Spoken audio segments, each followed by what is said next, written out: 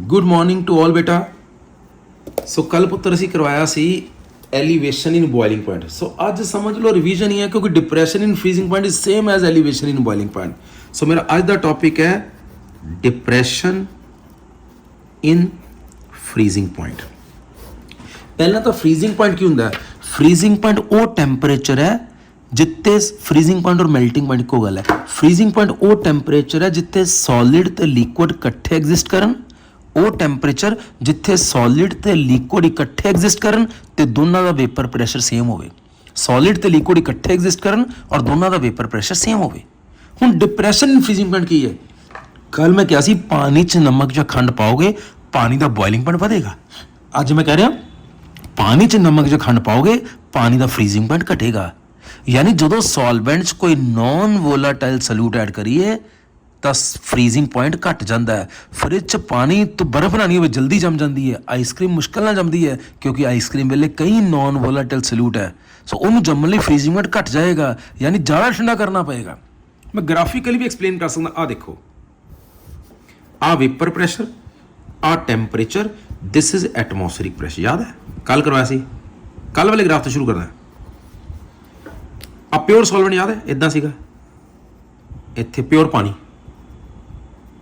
ते नीचे सीगा खंड the solution, sugar solution, sugar solution. कल मैं गर्म कर रहा ठंडा कर रहे हैं, आज ठंडा करी जाओ। प्योर पानी तो ठंडा करी गए करी गए करी गए करी गए करी गए करी गए। ठीक है,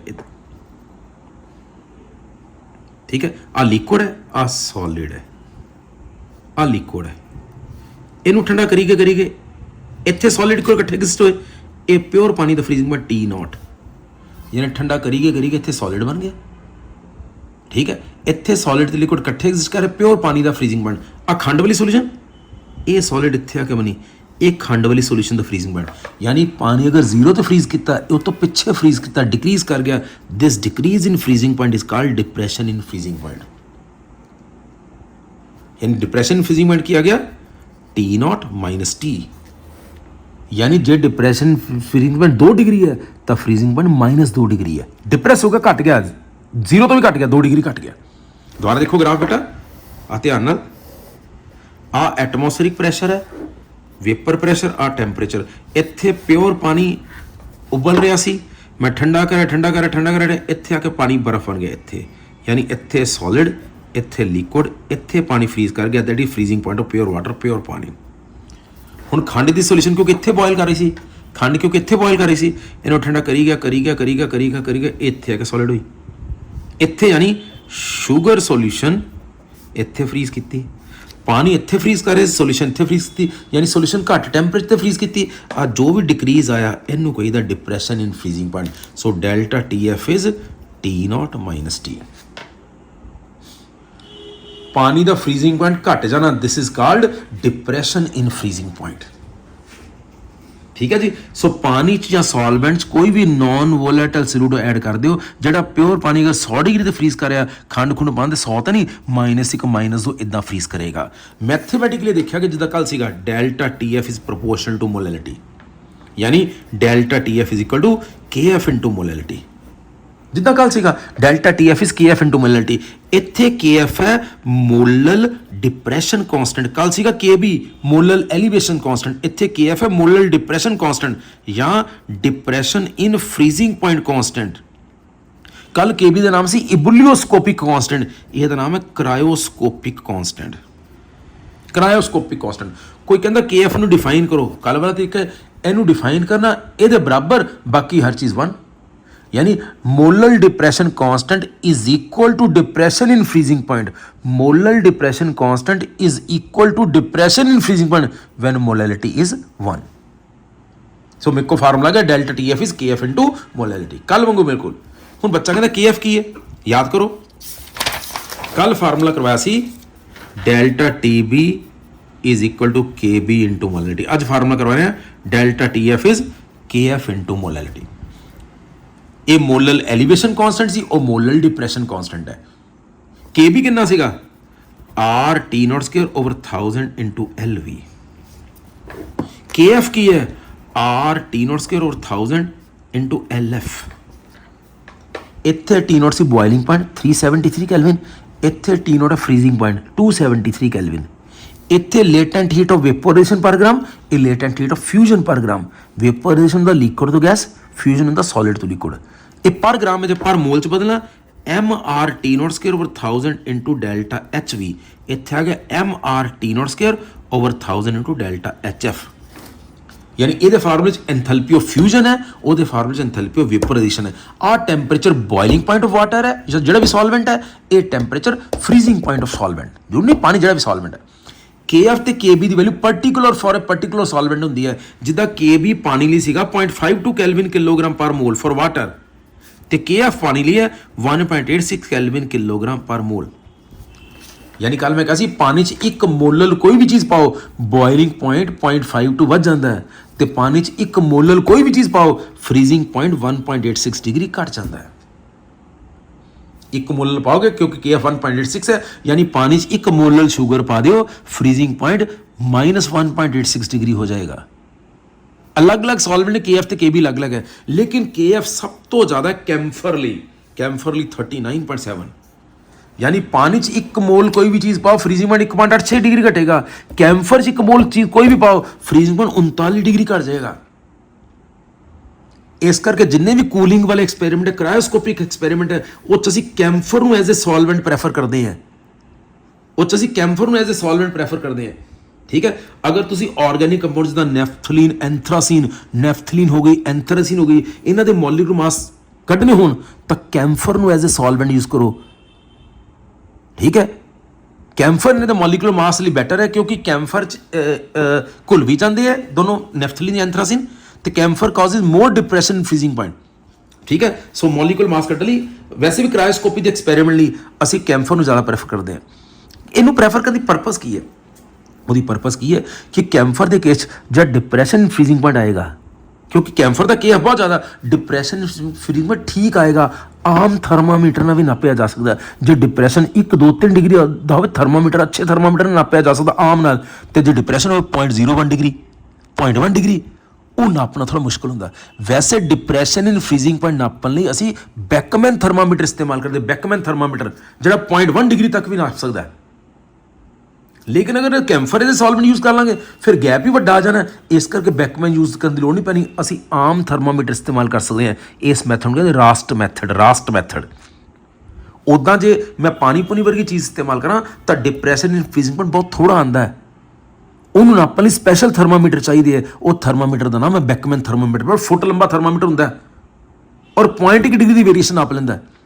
पर जो कैम्फर वर्गा सॉल्वेंट इस्तेमाल करोगे फिर डिप्रेशन अच्छा आ जाएगा, 1-2 डिग्री आ जाएगा, उन्होंने आम थर्मामीटर भी नाप सकता है। सो जिन्ने भी कूलिंग वाले एक्सपेरिमेंट है वो असी कैम्फर को प्रैफर करते हैं, क्योंकि इसका के एफ मैक्सीमम होने करके डिप्रेशन फ्रीजमेंट काफ़ी आता है। ऑर्डनरी थर्मामीटर भी इस डिप्रेशन को नाप सकता है। इस मैथड को कहीदा रास्ट मैथड। नहीं तो जो पानी पुनी इस्तेमाल करिए तो डेल्टा टी बी या डेल्टा टी एफ एडा छोटा आता है कि आम थर्मामीटर नाप ही नहीं सकता। वो स्पैशल थर्मामीटर है बैकमैन थर्मामीटर, पर वो भी सिर्फ 0.1 डिग्री तक की चेंज नाप सकता है। जे तो घट चेंज हो तो वह भी नहीं नाप सकता। इस करके एक होर क्वेश्चन आता है, जो कोई बायो मॉलिक्यूल हो, प्रोटीन्स वर्गे मॉलिक्यूल, फैट्स वर्गे मॉलिक्यूल हो, प्रोटीन का पर 1,00,000, 2,00,000, 10,00,000 है, जो मॉलिक्यूल मास बहुत ज़्यादा है तो डिप्रेशन इन फ्रीजिंग पॉइंट या एलिवेशन इन बॉइलिंग पॉइंट बहुत घट होएगा। जे बायो मॉलिक्यूल प्रोटीन कार्बोहाइड्रेट पर 1,00,000, 2,00,000 उन्होंने डेल्टा टी एफ या डेल्टा टी बी आएगा 0.001। केड़ा थर्मामीटर नापूगा? इन तो बैकमैन भी नाप सकता, बैकमैन थर्मामीटर भी नाप सकता, क्योंकि वो भी 0.1 तक नापता है।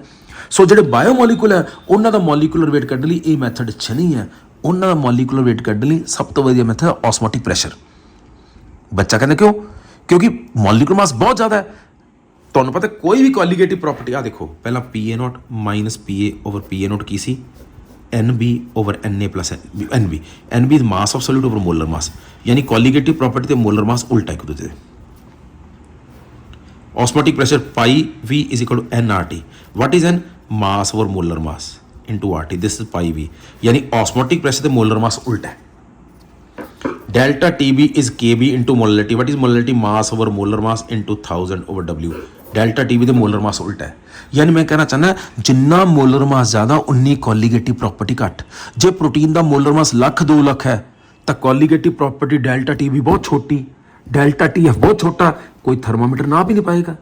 बच्चा कहता ऑस्मोटिक प्रेशर भी तो छोटा है, ਪਰ ਜੇ ਆਸਮੋਟਿਕ ਪ੍ਰੈਸ਼ਰ 'ਚ ਬਹੁਤ ਮਾਮੂਲੀ ਚੇਂਜ ਵੀ ਹੋਵੇ ਤਾਂ ਯਾਦ ਉਹਨੂੰ ਨਾਪਣ ਲਈ ਆਪਾਂ ਬਰਕਲੇ ਹਟਲੇ ਮੈਥਡ ਇਸਤੇਮਾਲ ਕਰਦੇ ਸੀ, ਉਹ 'ਚ ਕੈਪਿਲਰੀ ਹੈ। ਜੇ ਆਸਮੋਟਿਕ ਪ੍ਰੈਸ਼ਰ 'ਚ ਮਾਮੂਲੀ ਚੇਂਜ ਹੋਵੇ ਤਾਂ ਵੀ ਕੈਪਿਲਰੀ 'ਚ ਕਾਫੀ ਠੀਕ ਚੇਂਜ ਆ ਜਾਂਦੀ, ਉਹਨੂੰ ਨਾਪਿਆ ਜਾ ਸਕਦਾ ਹੈ। ਸੋ ਜਿੰਨੇ ਭਾਰੇ ਮੋਲੀਕੂਲ ਹੈ ਉਹਨਾਂ ਦਾ ਮੋਲੀਕੂਲਰ weight ਕੱਢਣ ਲਈ ਸਭ ਤੋਂ ਵਧੀਆ ਮੈਥਡ ਆਸਮੋਟਿਕ ਪ੍ਰੈਸ਼ਰ ਹੈ, ਕਿਉਂਕਿ ਭਾਰੇ ਮੋਲੀਕੂਲ ਹੋਣਗੇ ਆਸਮੋਟਿਕ ਪ੍ਰੈਸ਼ਰ ਬਹੁਤ ਥੋੜਾ ਹੋਏਗਾ। ਬੱਚਾ ਕਹਿੰਦਾ ਡੈਲਟਾ ਟੀ ਵੀ ਬਹੁਤ ਥੋੜਾ ਹੋਏਗਾ, ਡੈਲਟਾ ਟੀ ਬਹੁਤ ਥੋੜਾ ਹੋਏਗਾ, ਕੋਈ ਥਰਮਾਮੀਟਰ ਨਹੀਂ ਨਾਪ ਪਾਏਗਾ। ਆਸਮੋਟਿਕ ਪ੍ਰੈਸ਼ਰ ਵੀ ਥੋੜਾ ਹੋਏਗਾ, ਪਰ ਆਸਮੋਟਿਕ ਪ੍ਰੈਸ਼ਰ 'ਚ ਮਾਮੂਲੀ ਚੇਂਜ ਹੋਵੇ ਤਾਂ ਵੀ ਕੈਪਿਲਰੀ 'ਚ ਕਾਫੀ ਚੇਂਜ ਆ ਜਾਂਦੀ, ਉਹ ਨਜ਼ਰ ਆ ਜਾਂਦਾ, ਉਹਨੂੰ ਨੋਟ ਕੀਤਾ ਜਾ ਸਕਦਾ ਹੈ। ਦੁਬਾਰਾ ਆ ਜਾਓ, ਮੈਂ ਦੁਬਾਰਾ ਇੱਕ ਵਾਰ ਦੱਸ ਦਵਾਂ। Depression in freezing point. Freezing point ਉਹ ਟੈਂਪਰੇਚਰ ਹੈ ਜਿੱਥੇ ਸੋਲਿਡ ਤੇ ਲਿਕੁਇਡ ਇਕੱਠੇ ਐਗਜ਼ਿਸਟ ਕਰਨ ਤੇ ਦੋਨਾਂ ਦਾ ਸੇਮ ਵੇਪਰ ਪ੍ਰੈਸ਼ਰ ਹੋਵੇ, ਉਹ ਫਰੀਜ਼ਿੰਗ ਪੁਆਇੰਟ ਹੈ। ਜਦੋਂ ਪਾਣੀ 'ਚ ਨਮਕ ਜਾਂ ਖੰਡ ਪਾਈਏ ਪਾਣੀ ਦਾ ਫਰੀਜ਼ਿੰਗ ਪੁਆਇੰਟ ਘਟ ਜਾਂਦਾ ਹੈ। This is depression in freezing point. Graphical ਵੀ ਦੇਖਿਆ ਜਾਏ, ਆ ਪਿਓਰ ਪਾਣੀ ਇੱਥੇ ਬੋਇਲ ਕਰ ਰਹੇ ਸੀ, ਠੰਡਾ ਕਰੀਗੇ ਇੱਥੇ ਸੋਲਿਡ ਤੇ ਆ ਲਿਕੁਇਡ ਇੱਥੇ ਇਕੱਠੇ ਐਗਜ਼ਿਸਟ ਕੀਤੇ, ਆ ਪਿਓਰ ਪਾਣੀ ਦਾ ਗਿਆ ਫਰੀਜ਼ਿੰਗ ਪੁਆਇੰਟ T0। ਆ ਪਾਣੀ 'ਚ ਖੰਡ ਪਾਈ ਹੋਈ ਹੈ, ਯਾਦ ਬੋਇਲਿੰਗ ਪੁਆਇੰਟ ਜ਼ਿਆਦਾ ਸੀਗਾ, ਖੰਡ ਵੀ ਠੰਡਾ ਕਰੀਗੇ ਇੱਥੇ ਸੋਲਿਡ ਦੇ ਨਾਲ ਐਗਜ਼ਿਸਟ ਕੀਤਾ, ਇਹ ਆ ਗਿਆ ਜਦੋਂ ਖੰਡ ਪਾਈ ਉਦੋਂ ਫਰੀਜ਼ਿੰਗ ਪੁਆਇੰਟ। ਯਾਨੀ ਪਾਣੀ ਇੱਥੇ ਫਰੀਜ਼ ਕਰ ਰਿਹਾ, ਖੰਡ ਪਾਉਣ ਦੇ ਬਾਅਦ ਇੱਥੇ ਫਰੀਜ਼ ਕਰ ਰਿਹਾ, ਜਿੰਨਾ ਵੀ ਡਿਕਰੀਜ਼ ਹੋਇਆ this is called delta TF, it is T0 - T। ਪਾਣੀ 'ਚ ਨਮਕ ਜਾਂ ਖੰਡ ਪਾ ਦਿਓ ਜਾਂ ਸੋਲਵੈਂਟਸ ਕੋਈ ਵੀ ਨਾਨ ਵੋਲਾਟਾਈਲ ਸੋਲੂਟ ਪਾ ਦਿਓ, ਫਰੀਜ਼ਿੰਗ ਪੁਆਇੰਟ ਘਟ ਜਾਂਦਾ ਹੈ। That is called depression in freezing point. Mathematically ਦੇਖਿਆ ਗਿਆ delta TF is proportional to molality और delta TF is KF into molality. KF is molar depression constant और depression in freezing point constant और cryoscopic constant एक ही बराबर होता है। It is equal to depression in freezing point when molality is 1. KF है कि R T0 square over 1000 into LF. LF is heat of fusion per gram और MR T0 square over 1000 into delta HF. Enthalpy of evaporation per mole. H T0 ਕੀ ਹੈ? Freezing point ਪਾਣੀ ਦਾ 273 kelvin. So formula ਹੈ delta TF is KF into molality. ਧਿਆਨ ਰੱਖੋ ਕੋਈ ਵੀ colligative property, any colligative property ਤੇ ਮੋਲੀਕੂਲਰ ਮਾਸ ਉਲਟਾ ਹੈ। ਜੇ ਕਿਸੇ ਦਾ ਮੋਲੀਕੂਲਰ ਮਾਸ ਬਹੁਤ ਜ਼ਿਆਦਾ, ਕੋਲੀਗੇਟਿਵ ਪ੍ਰੋਪਰਟੀ ਬਹੁਤ ਘੱਟ। ਜਿੱਦਾਂ ਪ੍ਰੋਟੀਨਸ ਵਗੈਰਾ ਦਾ ਮੋਲੀਕੂਲਰ ਮਾਸ ਬਹੁਤ ਜ਼ਿਆਦਾ, ਬਾਇਓਮੋਲੀਕੂਲ ਦਾ ਮੋਲੀਕੂਲਰ ਮਾਸ ਬਹੁਤ ਜ਼ਿਆਦਾ, ਕੋਲੀਗੇਟਿਵ ਪ੍ਰੋਪਰਟੀ ਬਹੁਤ ਘੱਟ। ਯਾਨੀ ਐਲੀਵੇਸ਼ਨ ਇਨ ਬੋਇਲਿੰਗ ਪੁਆਇੰਟ ਬਹੁਤ ਘੱਟ, ਡਿਪਰੈਸ਼ਨ ਇਨ ਫਰੀਜ਼ਿੰਗ ਪੁਆਇੰਟ ਬਹੁਤ ਘੱਟ। ਜਿਹੜਾ ਸਭ ਤੋਂ ਛੋਟਾ ਗੈਪ ਨਾਪਦਾ ਹੈ ਉਹ ਥਰਮੋਮੀਟਰ ਹੈ, ਬੈਕਮੈਨ ਥਰਮੋਮੀਟਰ, ਉਹ ਵੀ 0.1 ਡਿਗਰੀ ਤੱਕ ਨਾਪਦਾ ਹੈ। ਤੇ ਪ੍ਰੋਟੀਨ ਫੈਟ ਵਗੈਰਾ 'ਚ ਆ ਡੈਲਟਾ TB ਜਾਂ ਡੈਲਟਾ TF ਆ ਨਾ 0.001 ਡਿਗਰੀ, ਕੋਈ ਥਰਮੋਮੀਟਰ ਨਹੀਂ ਨਾਪ ਸਕਦਾ। ਇਸ ਕਰਕੇ ਭਾਰੇ ਮੋਲੀਕੂਲ ਦਾ ਮੋਲੀਕੂਲਰ weight ਕੱਢਣ ਲਈ ਇਹ ਮੈਥਡ ਅੱਛੇ ਨਹੀਂ ਹੈ। ਉਹਨਾਂ ਲਈ ਸਭ ਤੋਂ ਅੱਛਾ ਮੈਥਡ ਹੈ ਆਸਮੋਟਿਕ ਪ੍ਰੈਸ਼ਰ। ਬੱਚਾ ਕਹਿੰਦਾ ਜੇ ਮੋਲੀਕੂਲਰ ਮਾਸ ਜ਼ਿਆਦਾ ਤਾਂ ਆਸਮੋਟਿਕ ਪ੍ਰੈਸ਼ਰ ਵੀ ਤਾਂ ਘੱਟ ਹੋਏਗਾ। ਆਸਮੋਟਿਕ ਪ੍ਰੈਸ਼ਰ ਜਿੰਨਾ ਮਰਜ਼ੀ ਮਾਮੂਲੀ ਘੱਟ ਹੋਵੇ, ਕੈਪਿਲਰੀ 'ਚ ਕਾਫੀ ਵੱਡਾ ਗੈਪ ਆ ਜਾਂਦਾ, ਉਹਨੂੰ ਨਾਪਣਾ ਆਸਾਨ ਹੈ। A very small change in osmotic pressure causes a big change in capillary level, ਇਸ ਕਰਕੇ ਉਹ ਨਾਪਣਾ ਆਸਾਨ ਹੈ। ਦੂਜੀ ਗੱਲ ਮੈਂ ਕਿਹਾ delta TF is KF into molality. KF is particular for particular solvent. ਪਾਣੀ ਲਈ 1.86 ਹੈ, ਇਹਦੀ ਅਲੱਗ-ਅਲੱਗ ਚੀਜ਼ਾਂ ਲਈ ਅਲੱਗ-ਅਲੱਗ ਹੈ, ਲੇਕਿਨ ਸਭ ਤੋਂ ਜ਼ਿਆਦਾ ਕੈਂਫਰ ਲਈ। ਇਸ ਕਰਕੇ ਅਸੀਂ ਐਂਥਰਾਸੀਨ ਹੋਵੇ, ਨੈਫਥਲੀਨ ਹੋਵੇ, ਉਹਨਾਂ ਦੇ ਮੋਲੀਕੂਲਰ weight ਨਾਪਣ ਲਈ ਕੈਂਫਰ ਇਸਤੇਮਾਲ ਕਰਦੇ ਹਾਂ। ਕਾਰਨ ਕੈਂਫਰ ਇਸਤੇਮਾਲ ਕਰਨ ਨਾਲ ਡੈਲਟਾ TF ਕਾਫੀ ਆਏਗਾ। ਉਹ ਡੈਲਟਾ TF ਕਾਫੀ ਯਾਨੀ ਡਿਪਰੈਸ਼ਨ ਇਨ ਫਰੀਜ਼ਿੰਗ ਪੁਆਇੰਟ ਕਾਫੀ, ਅਗਰ 1, 2, 3 ਡਿਗਰੀ ਆਉਂਦਾ ਤਾਂ ਕੋਈ ਵੀ ਥਰਮਾਮੀਟਰ ਨਾਪ ਲਏਗਾ।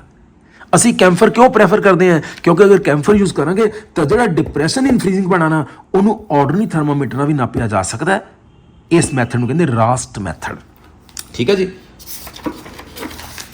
ਉਹਦੇ ਬਾਅਦ ਆਓ ਜੀ डिप्रेशन इन फ्रीजिंग पॉइंट के फायदे की है, applications of depression in freezing point, फिर मैं न्यूमेरिकल करूंगा। डिप्रेशन इन फ्रीजिंग पॉइंट के फायदे की है। पहला फायदा डिप्रेशन फ्रीजिंग पॉइंट दे तुहाडे को कार होवे तां तुहानूं पता कार 'च एक कूलेंट पैंदा, वो कूलेंट पता की हुंदा? कूलेंट हुंदा इथलीन ग्लाइकोल। कार के रेडिएटर च आ पाने हैं, यानी पानी विच इथलीन ग्लाइकोल पाने। इथलीन ग्लाइकोल की है नॉन वोलाटाइल। जदों मैं पानी च इथलीन ग्लाइकोल पाता ਇਹ ਪਾਣੀ ਨੂੰ ਉੜਨ ਵੀ ਨਹੀਂ ਦੇਗਾ, ਕਿਉਂਕਿ ਨੌਨ ਵੋਲੈਟਾਈਲ ਸੋਲੂਟ ਜਲਦੀ ਉੜਨ ਵੀ ਨਹੀਂ ਦਿੰਦਾ, ਪਾਣੀ ਨੂੰ ਜੰਮਣ ਵੀ ਨਹੀਂ ਦਿੰਦਾ।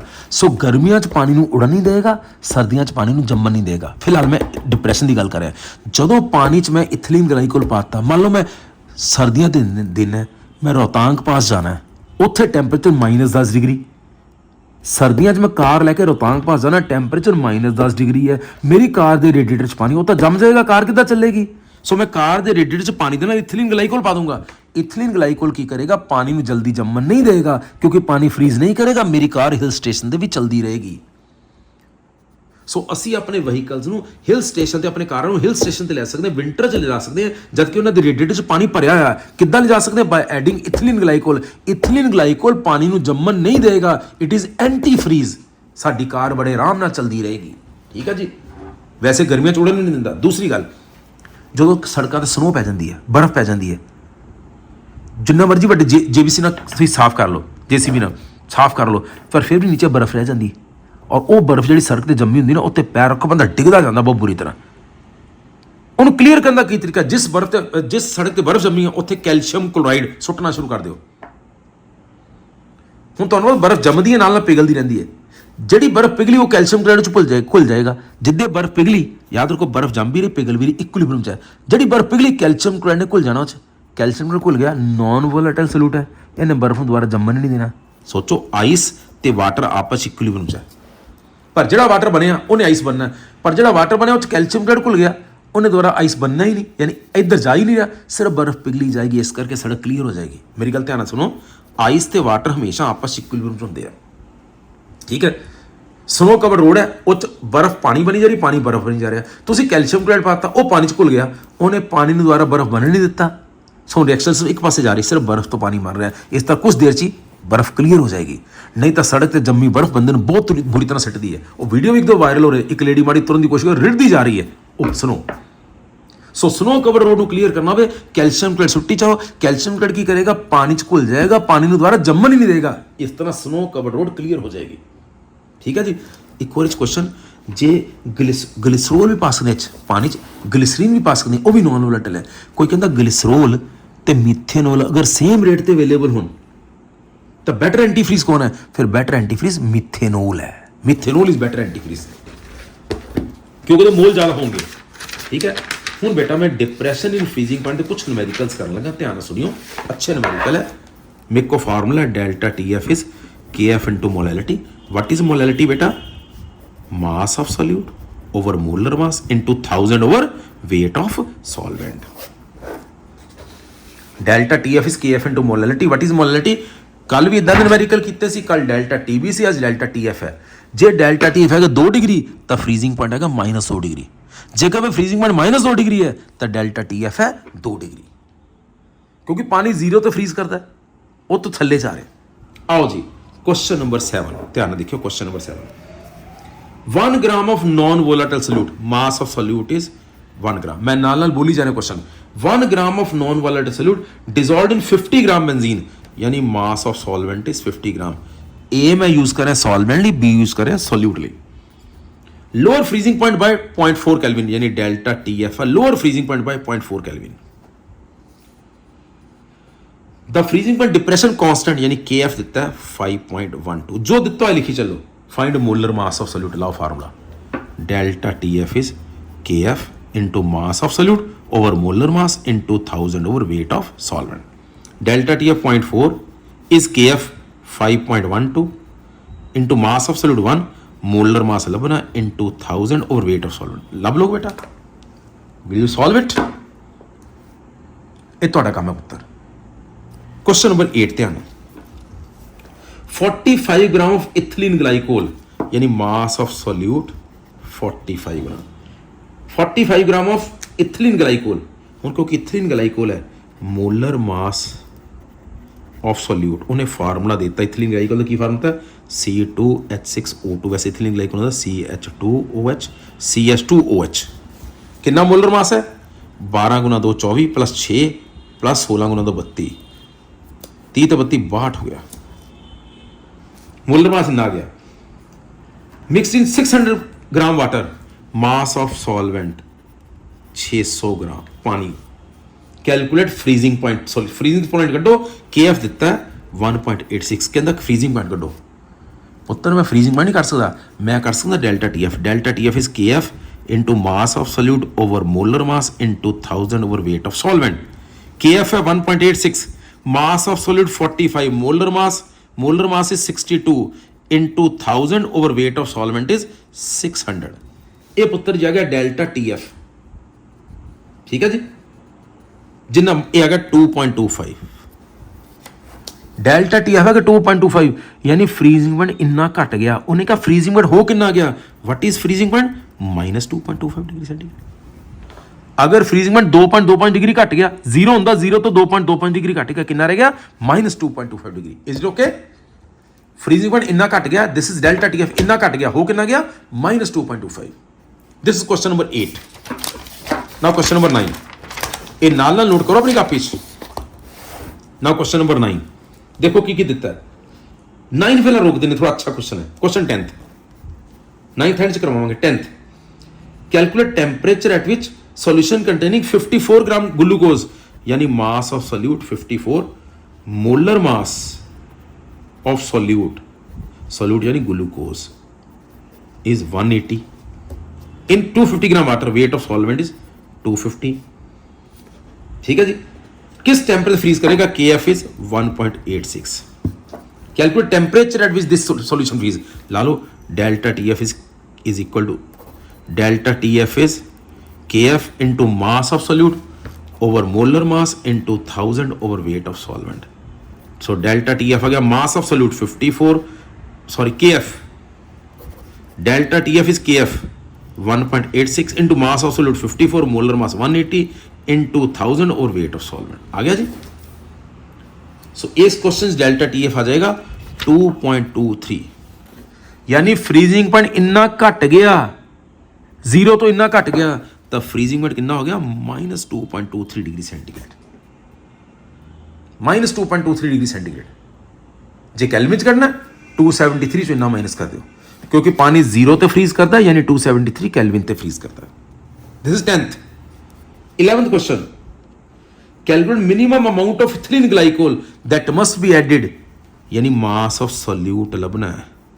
मोलर मास ऑफ सॉल्यूट कौन है? Ethylene glycol is 62 in 6 kg water, mass of solvent is 6 kg यानी 6000 ग्राम। so that it freezes at -0.3 degree, it freezes at -0.3 degree यानी डेल्टा टी एफ क्या आ गया 0.3 डिग्री। फ्रीज करा -0.3 डिग्री ते कितना घट गया 0.3 डिग्री घट गया। के एफ दिता होया क्वेश्चन नंबर, के एफ इज 1.86। पूछा कि मास ऑफ सॉल्यूट लाओ, delta T F is K F into mass of solute over molar mass into 1000 over weight of solvent. Delta T F 0.3, जे कोई चीज़ -2 ते फ्रीज कर रही है तो डेल्टा टी एफ डिप्रेशन होगा 2 डिग्री है, जे -3 ते फ्रीज कर रही डिप्रेशन होगा 3 डिग्री।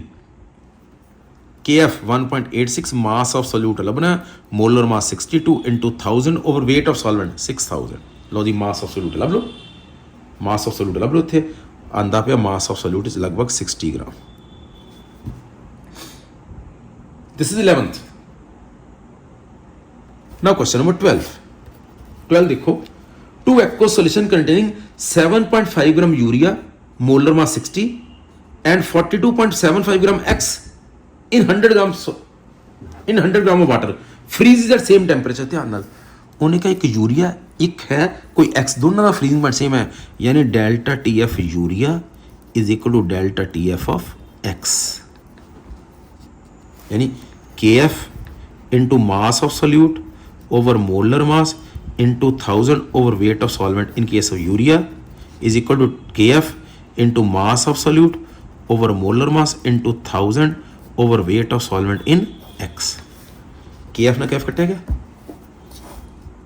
1000 ना 1000 कटेगा, सॉल्वेंट दोनों सेम है, वेट 100 ग्राम ना 100 ग्राम कटेगा, यानी बचा कि mass over molar mass of urea तो mass over molar mass of X. दोबारा देखो कहते एक पासे यूरिया, कितना यूरिया, ध्यान नाल question number 12 7.5 gram urea, molecular weight 60, दूसरे पासे है कि दिता तुझे 42.75 ग्राम एक्स, मॉलिक्यूलर वेट नहीं लगा। दोनों सॉल्वेंट 100 ग्राम है, दोनों का फ्रीजिंग पॉइंट सेम है बेटा। जो दोनों का फ्रीजिंग पॉइंट सेम है तो दोनों का depression in freezing point same है यानी delta T F urea is equal to delta T F of X यानी K F into molality of urea is K F into molality of X.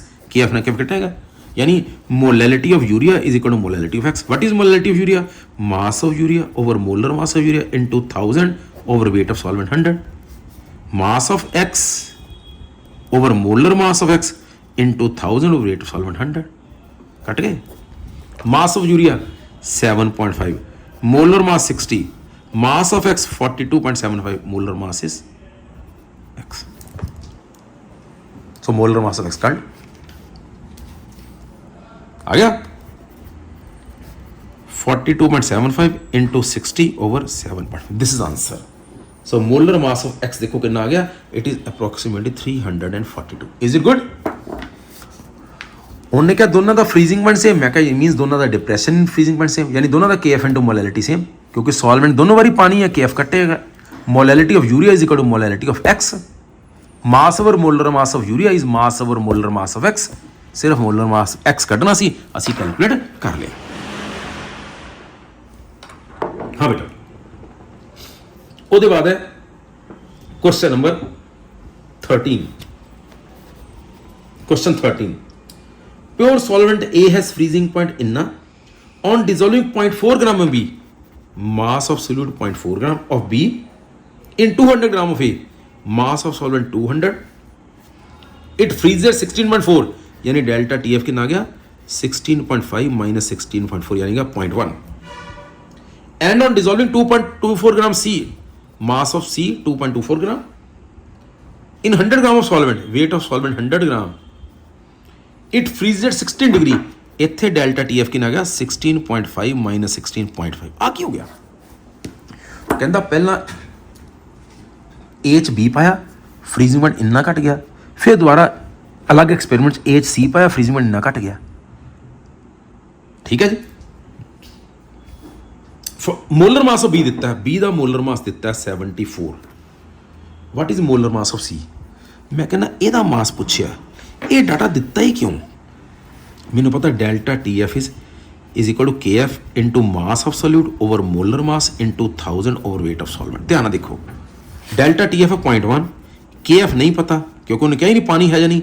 Mass of solute 0.4, molar mass of solute 74 into 1000 over weight of solvent 200, यानी पता लगा पहला data क्यों दिता है, ताकि पहले डाटे तो मैं KF कढ़ लवां। इत्थों KF कढ़ लिया, आ गया, वो इधर ले जाओ।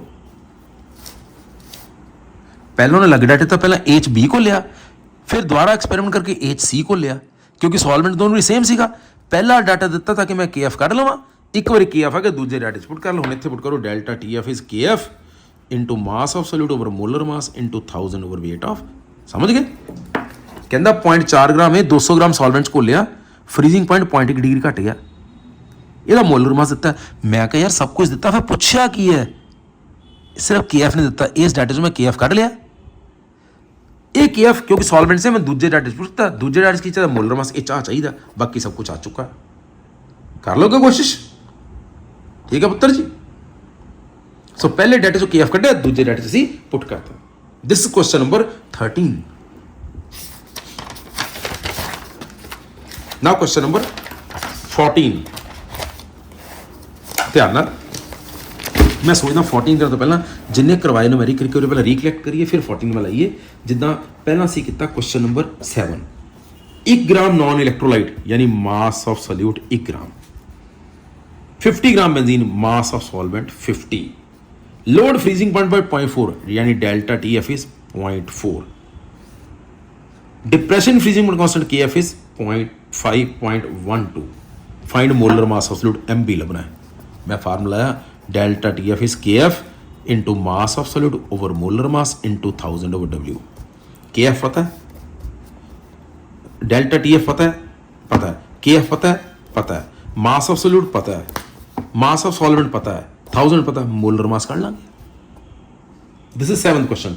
8th, 45 gram of ethylene glycol, mass of solute 45 ते molar mass of solute CH2OH CH2OH is 62।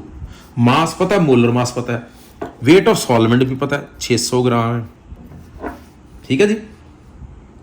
Freezing point कड्डो, KF दिता 1.86, क्या बात है। कहता फ्रीजिंग पॉइंट कड्डो, मैं लाता delta TF is KF into mass of solute over molar mass into 1000 over WA।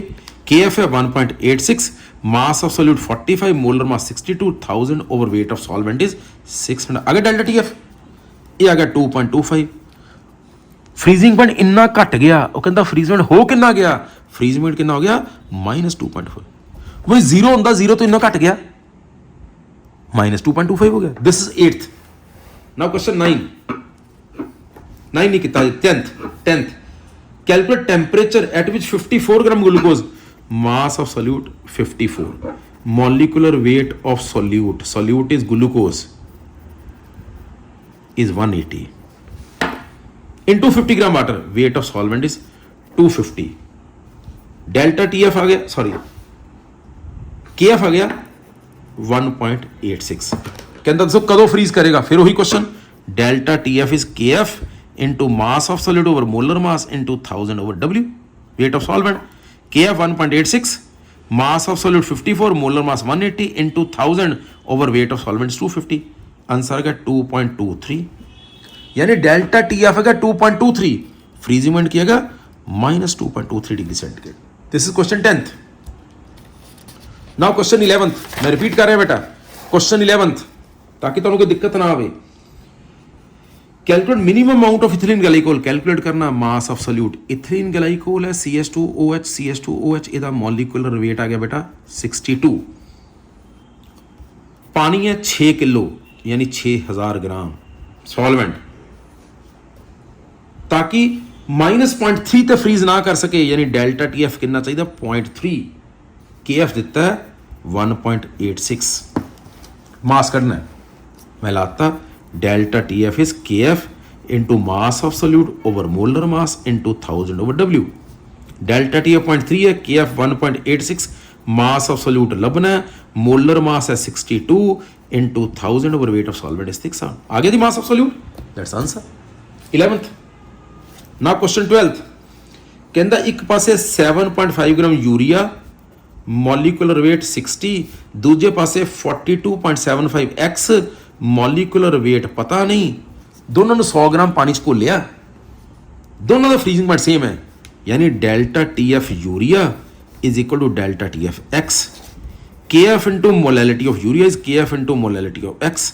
KF ने क्या कट, molality of urea is equal to molality of x। What is molality of urea, mass of urea over molar mass into 1000 over weight of solvent. What is molality of x, mass of x over molar mass of x into 1000 over 100। आ कटिया गया। What is molar mass of x, 42.75 into 60 over 7.5, it is 342। This is question number 12।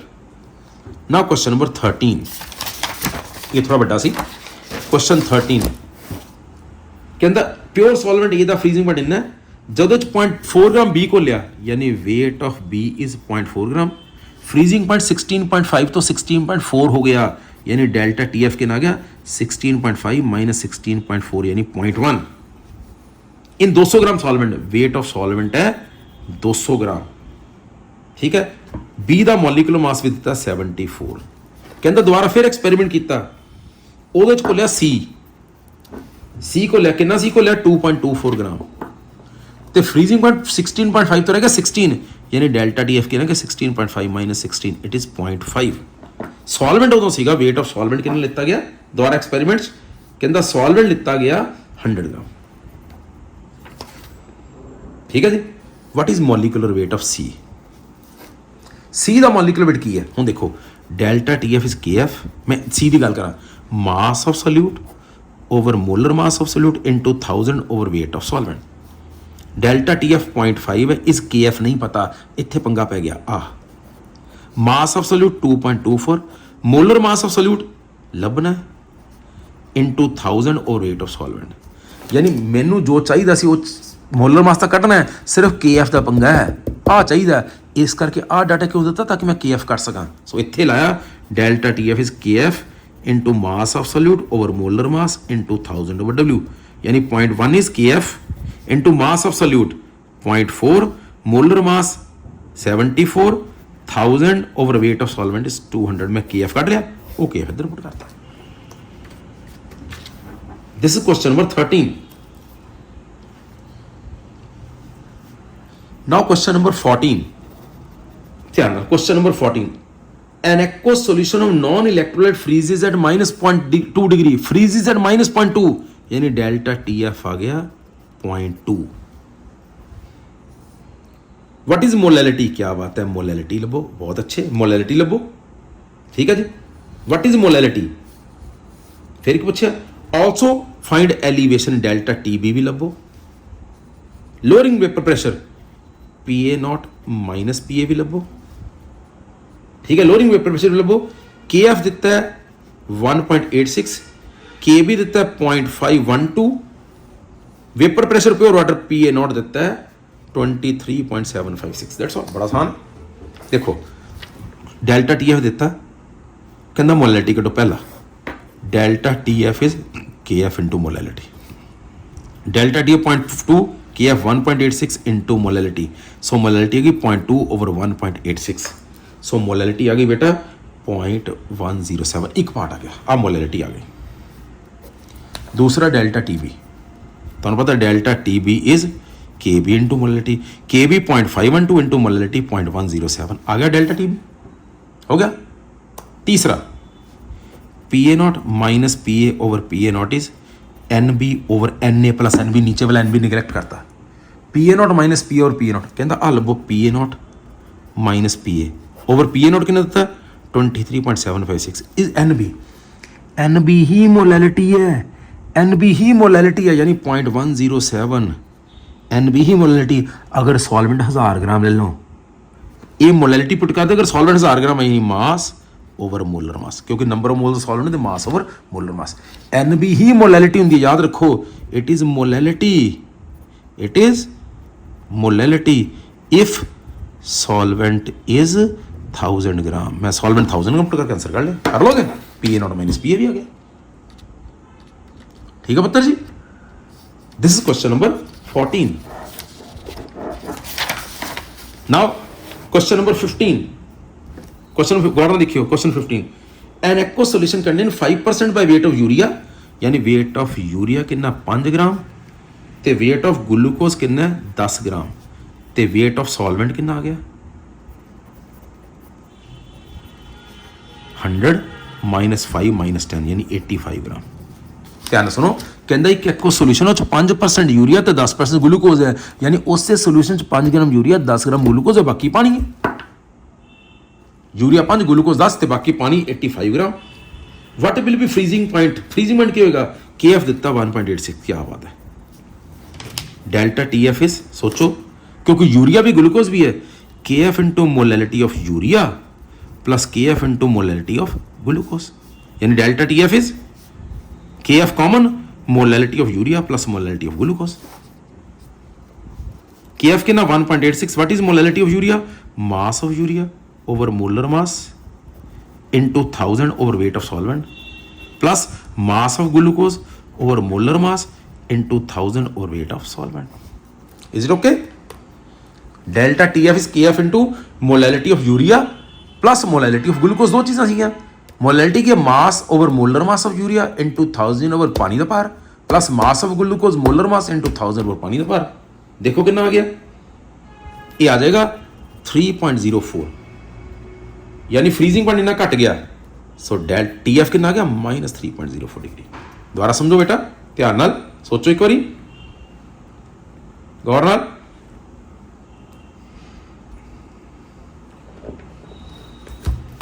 देखो बेटा वो कहता 5 gram urea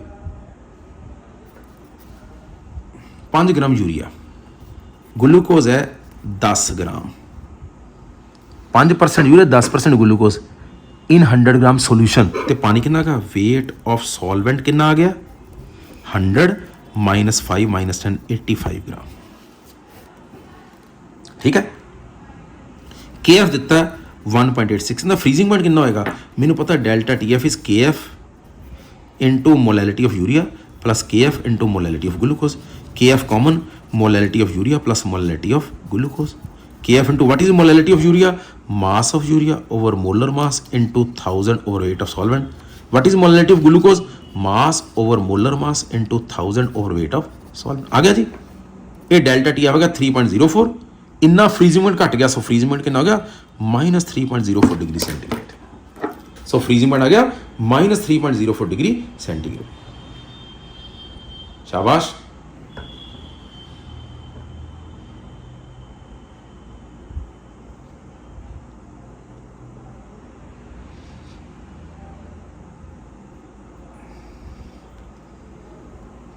ठीक है पुत्र जी।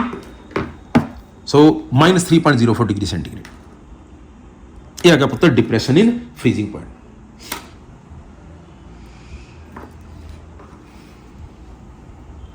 हो गया। अगला क्वेश्चन,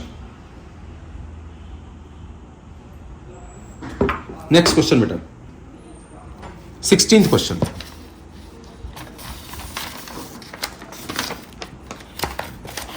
मेरे ख्याल ਹੁਣ ਤੁਹਾਡਾ क्वेश्चन है 16th ਤੇ एक क्वेश्चन 9th, ਇਹ ਤੁਸੀਂ ਆਪ ਪ੍ਰੈਕਟਿਸ ਕਰੋ, ਅਗਲੇ ਲੈਕਚਰ 'ਚ ਫੇਰ ਕਰਵਾਵਾਂਗੇ। थैंक यू पुत्र जी।